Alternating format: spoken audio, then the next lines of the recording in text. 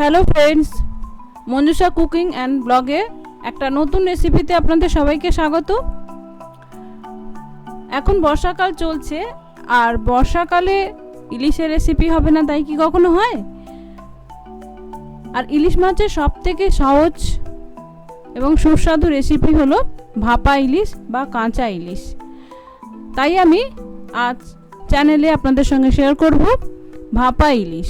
তো চলুন শুরু করি। ভাপা ইলিশের জন্য আমি প্রথমে সর্ষেটা বেটে নেব। তার জন্য একটা মিক্সি জারে নিয়ে নিলাম কিছুটা সাদা এবং কালো সর্ষে। সর্ষে বাটা সবসময় একটু নুন দিয়ে বাটা উচিত, তাই আমি 1 চিমটে নুন দিয়ে দিলাম। এটা আমি একটু গুঁড়ো করে নেব। দেখুন গুঁড়ো করে নিয়েছি। সর্ষে গুঁড়ো করে নিলে তেতো কম হয় এবং তাড়াতাড়ি মিহি পেস্ট হয়। এবার দিয়ে দিলাম কয়েকটা কাঁচা লঙ্কা। আপনারা চাইলে এই সময় একটু পোস্ত দিতে পারেন যদি সর্ষের পুরো ঝাঁঝ পছন্দ না করেন। এবার জল দিয়ে আমি এটা মিহি পেস্ট বানিয়ে নেব।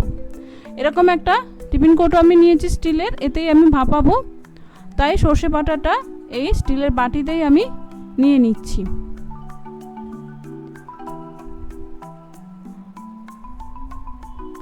দেখুন সর্ষে বাটাটায় আমি এবার কিছু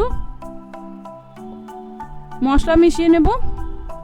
তার জন্য দিয়ে দিলাম স্বাদ মতো নুন, খুব সামান্য হলুদ গুঁড়ো। আমার শ্বশুর বাড়িতে সাদাই করে, তবে আমি একদম সাদাটা পছন্দ করি না বলে 1 চিমটে হলুদ দিই। এবার দিয়ে দিলাম কিছুটা সর্ষের তেল। এবার ভালো করে আমি এগুলো মিশিয়ে নেব। সর্ষের তেলটা কিন্তু একটু পরিমাণে বেশি দিতে হবে। এবার আমি এখানে 4 পিস ইলিশ মাছ হালকা করে নুন হলুদ মাখিয়ে রেখেছি। নুন হলুদ মাখিয়ে রাখলে কি হবে, ইলিশ মাছ যেহেতু এটা ঝোলে ফুটবে না, সেহেতু আগে থেকে নুন মাখিয়ে রাখলে নুনটা ভালো করে ইলিশ মাছের মধ্যে ঢুকে যাবে। এবার আমি ইলিশ মাছের পিসগুলো সর্ষে বাটার মধ্যে দিয়ে দেব। দিয়ে সর্ষেটা ভালো করে ইলিশ মাছের মধ্যে মাখিয়ে নেব। দেখুন সুন্দর মাখিয়ে নিয়েছি। এবার ওপর থেকে দিয়ে দিয়েছি 2টো কাঁচা লঙ্কা চেরা। এতে সুন্দর কাঁচা লঙ্কার গন্ধ বেরোবে ভাপা হওয়ার পরে। এবং ওপর থেকে দিয়ে দিচ্ছি একটু কাঁচা সর্ষের তেল।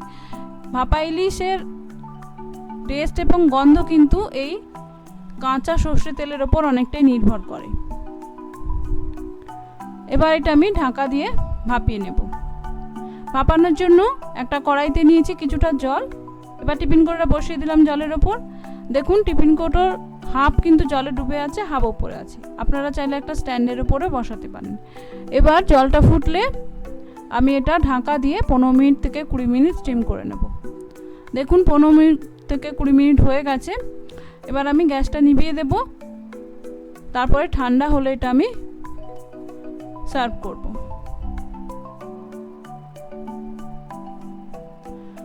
দেখুন বন্ধুরা, ইলিশ মাছ ভাপা সুন্দর হয়ে গেছে। সুন্দর গন্ধ বেরোচ্ছে, অসাধারণ কাঁচা লঙ্কা, কাঁচা সর্ষে এবং ইলিশের গন্ধ। আর গরম ভাতে জাস্ট জমে যায়। তাই আমি গরম ভাতেই পরিবেশন করব।